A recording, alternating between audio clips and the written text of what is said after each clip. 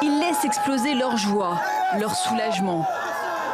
Ses soutiens viennent d'apprendre que Julian Assange ne sera pas extradé vers les États-Unis.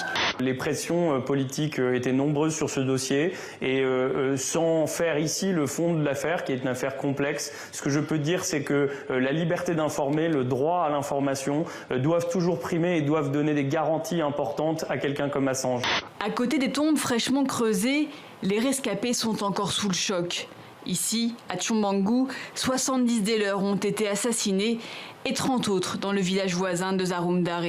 Les enquêtes vont être diligentées pour que ce crime ne soit pas laissé impuni. Ce matin, l'ONU a officiellement désigné l'ancien président François Bozizé comme responsable de ces attaques et de ces offensives qui remettent clairement en question et en cause la proclamation des résultats et le processus démocratique. Mis au point par le laboratoire britannique AstraZeneca et l'université d'Oxford, il a l'énorme avantage d'être moins cher ou plus facilement transportable que certains de ses concurrents. Il vient renforcer une campagne massive de vaccination lancée dans le pays début décembre qui a déjà permis de vacciner plus d'1 million de personnes. Les gens en Géorgie sont en colère, les gens dans le pays sont en colère. Et il n'y a rien de mal à dire, vous savez que vous avez recalculé. Alors tout ce que je veux, c'est trouver 11 780 bulletins. C'était un flagrant abus de pouvoir du président des États-Unis.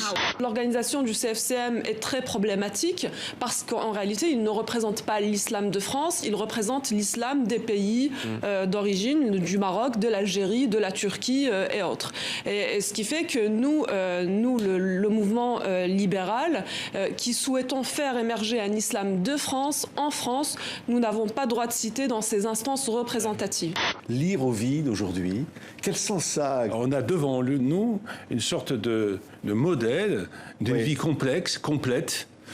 La folie de l'adolescence et de la jeunesse, l'âge adulte où on devient un peu sérieux, et une sorte de vieillesse où il faut méditer sur le sens des choses. Et donc on a une sorte de condensé de la vie d'un homme libre. C'est la première fois que vous venez au Vietnam ?